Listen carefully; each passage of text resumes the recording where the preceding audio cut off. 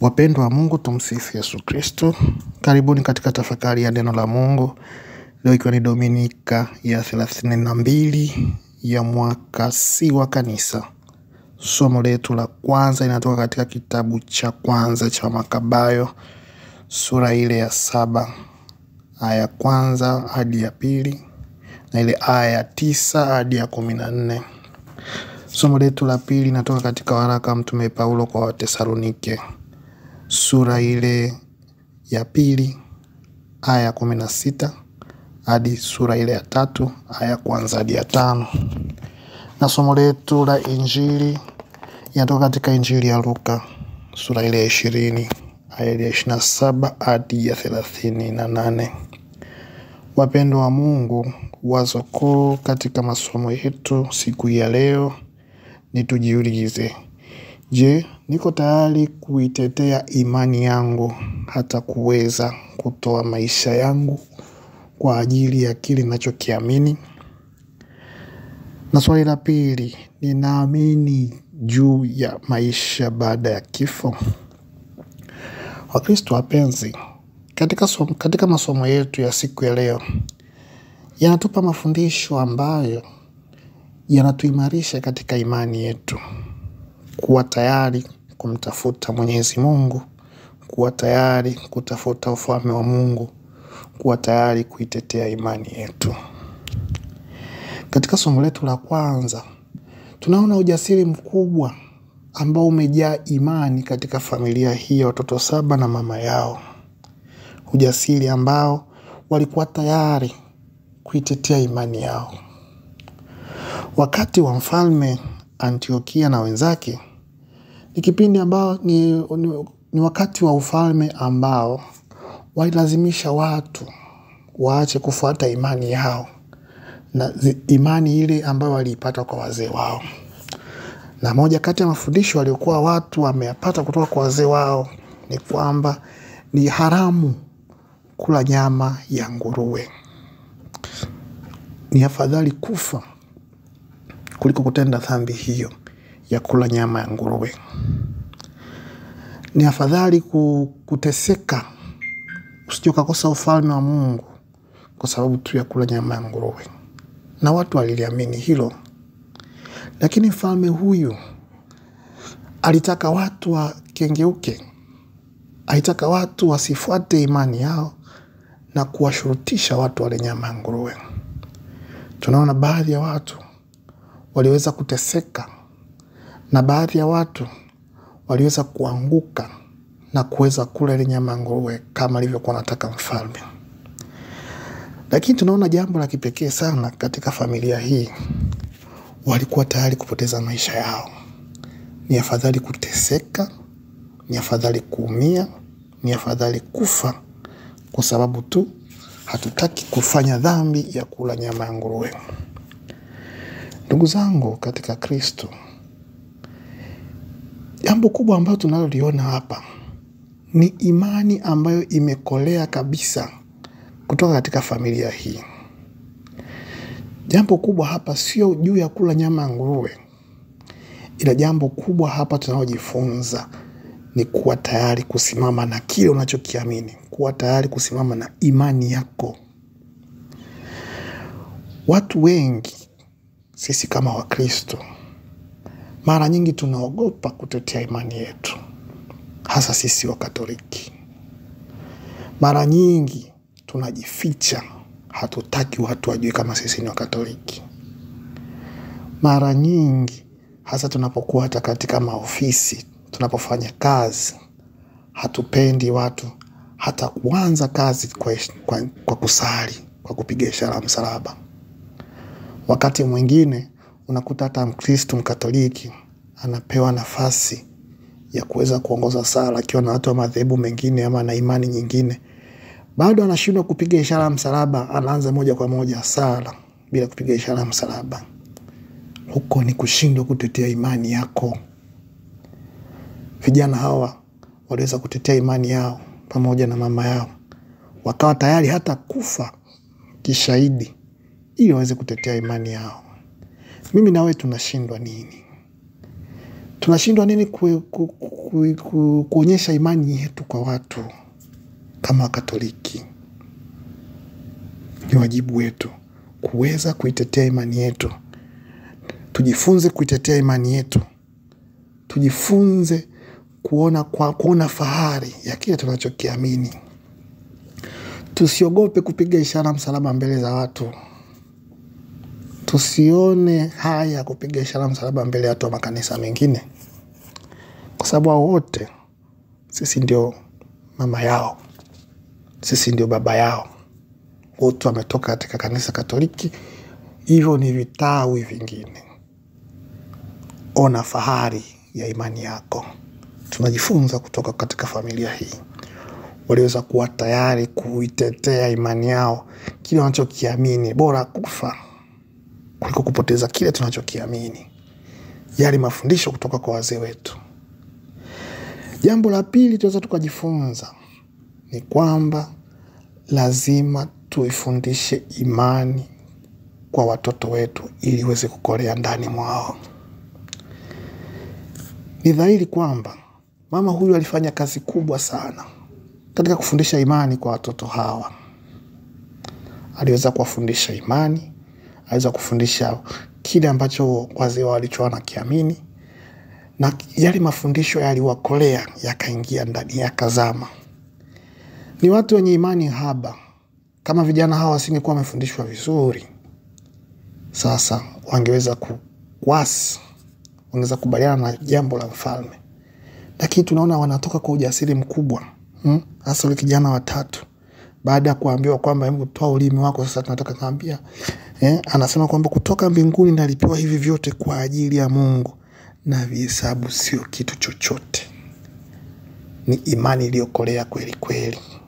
Pengine hata mimi na wewe tungeshindwa kutoa maneno kama hayo ya kijasiri juu ya kutetea imani yetu.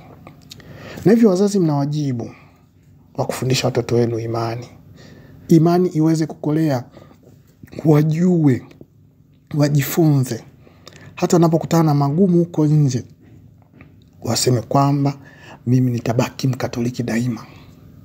Sitayumbishwa na kitu chochote. Lakini tunachokiona sasa hivi, ndani ya nyumba moja inakuwa na makanisa hata 4, 5. Baba na mama ni Wakatoliki, lakini wengine wote waliobakia utasikia ni dhehebu fulani. Yote ni kwa sababu tunashindwa au tulishindwa kupandikiza mbegu ya imani na kuikoleza ndani ya watoto. Ni wajibu wetu kufuata mfano huyu mama, kuweza kuiweka imani kwa watoto wetu, kuidhihirisha kwa watu, waweze kumjua Mungu, waweze kujua kile tunachokiamini. Jambo la 3 ambalo tunaliona kutoka kwa hawa ndugu ni juu ya kuwa tayari kupoteza vyote kwa ajili ya ufalme wa Mungu. Ni juu ya kupoteza vyote kwa sababu ya ufufuko wa wafu. Hakutaka kupitwa na hiyo. Tunaona wanasema tuko tayari kupoteza vyote hivi kwa sababu tunaamini juu ya kufufuka katika wafu ambao Mungu ametuandalia mbele. Imani hiyo inawajaza na kuona kwamba kilicho mbele ni kizuri zaidi kuliko hiki ninachokipoteza hapa sasa. Tujiulize mimi na wewe, ni mara ngapi tunajikuta tunafanya vitu ambavyo dhamira yetu kabisa inatuonyesha kwamba hiki ni kosa, lakini bado tunafanya na tunaona ni kawaida, hata wengine wanafanya. Hii haimaanishi kwamba hata kama wengi wanafanya inageuka kuwa takatifu. Hapana. Bali dhambi inabaki kuwa dhambi. Shikilia imani yako. Imani yako inakuelekeza nini? Kama kitu ni kibaya, ni kibaya. Ni bora ukikose kuliko usije ukakosa ufalme wa Mungu, kupata ufufuko wa wafu. Hiki ndio wanachotufundisha ndugu zetu hawa.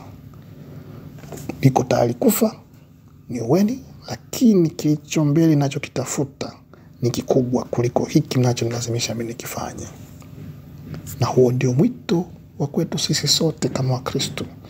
Hata tunapofanya kazi, tusiruhusu dhambi ionekane takatifu, ama tuseme tunafanyaga hivi, sisi watu fulani tunafanyaga hivi, ni kawaida yetu, lakini ni dhambi.